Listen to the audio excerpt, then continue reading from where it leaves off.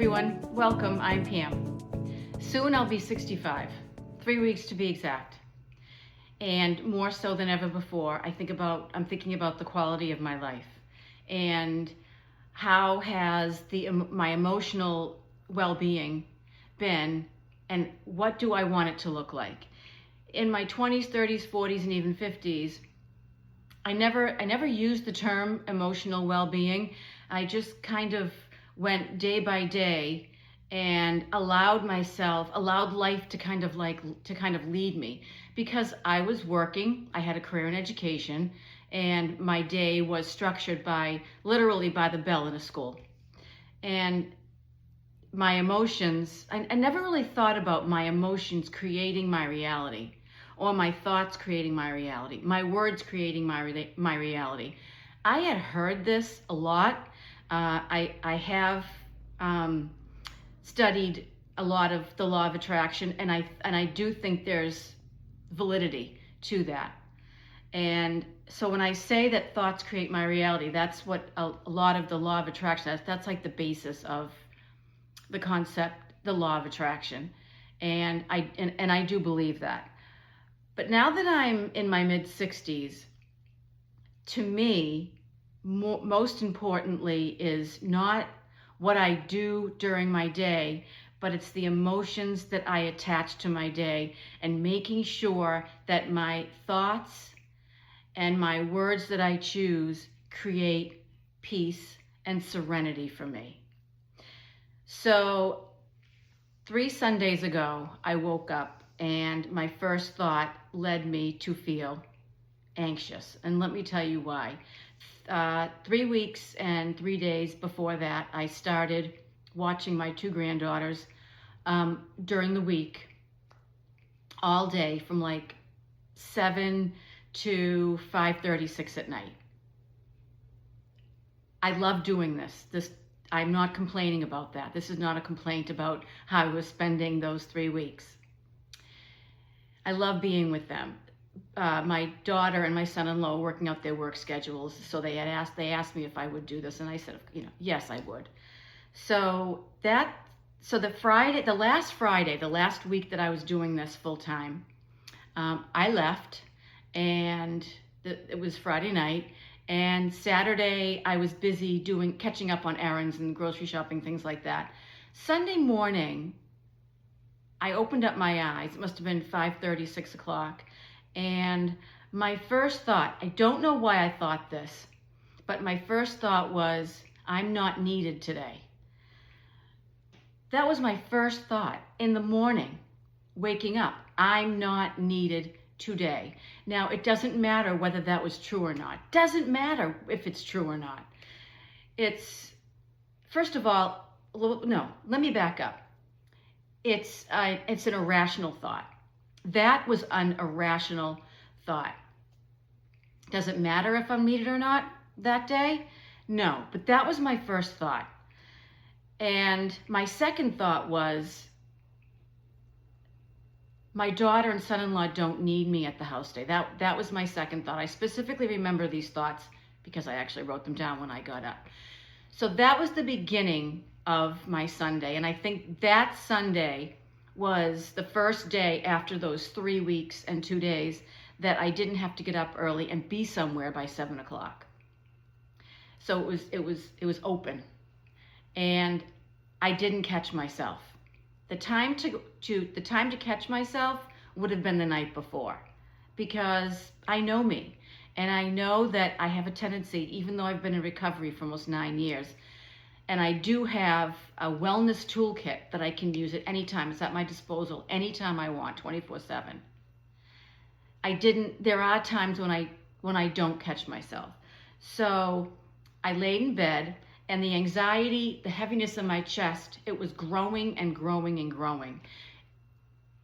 And I still couldn't catch the freight train of thoughts that was running rampant in my head. So I got up, went to the kitchen, and made coffee.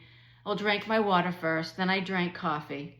And the whole time, I still had this anxiety in my chest. And some other thoughts that I had were, I've been so busy the last 3 weeks. I really haven't had a time to. So as I went about my duties in the kitchen, some other thoughts were, is this the way it's going to be as I get older? Am I going to be irrelevant? Am I going to be unimportant? Am I going to be not needed? Am I going to be unwanted? I'm just going to keep getting older and older and older and be able to do less things and less things and less things. Okay. I got so much anxiety built up that I started to realize what I was doing to myself. I was engaging in domestic violence. I use that phrase, domestic violence, because for me it really hits home what I'm doing to myself. I'm engaging in domestic violence against myself. I'm creating my world through my thoughts and my words that are so negative and so detrimental to my well-being. I am engaging in domestic violence against myself. So what did I do? Without thinking, I immediately had to fill up my schedule. So I started making French toast, which I know that my daughter and her family, they love. So I immediately texted my daughter and I said, I'm making French toast. I can bring some over this morning. It was 8:45 by the time I got a text back from her, so I realized that I was going to be doing these things. So I finished making the breakfast I was going to bring over, and it was getting hot out, so I realized that I tried to squeeze a run in before it got really hot, and before you know it, I was cramming my schedule. I was cramming my time with stuff, just so I wouldn't have to process and think about the anxiety that I was feeling. At that time, I didn't think that it was a mistake to do that. I didn't think there was any harm in doing that.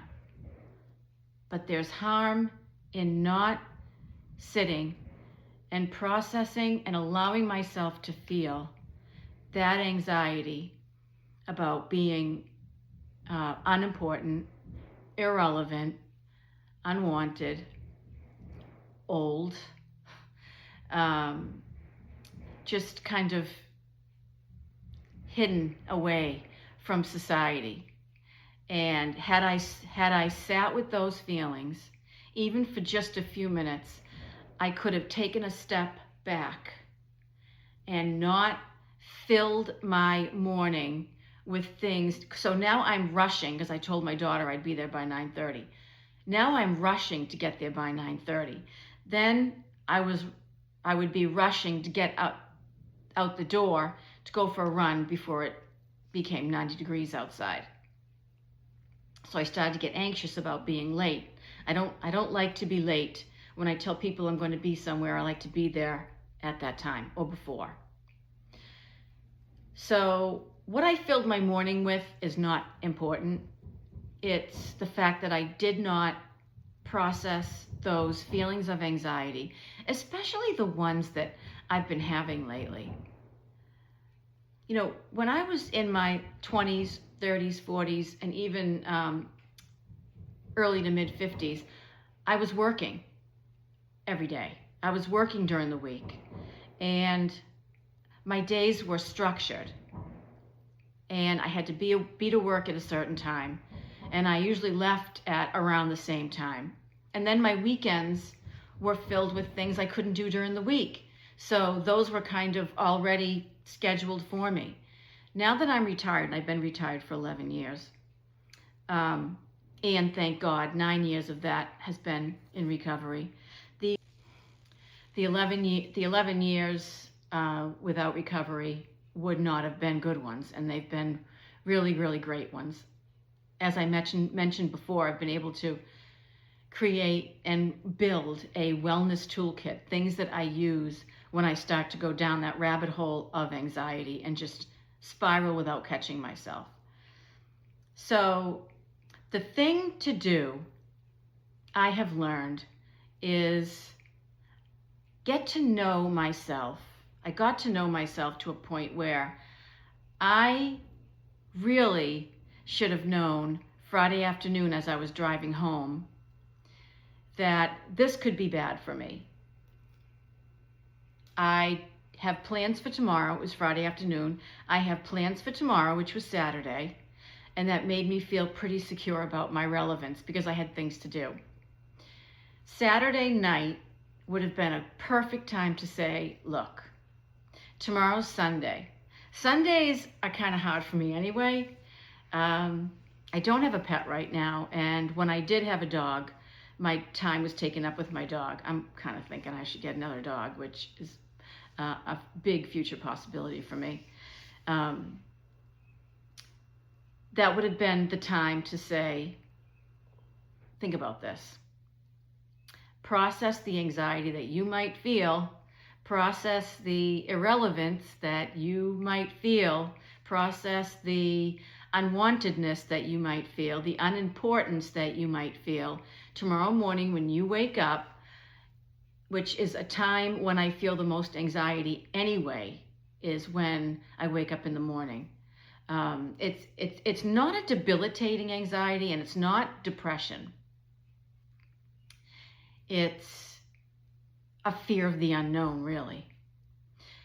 But even the fear of the unknown can be processed, and it's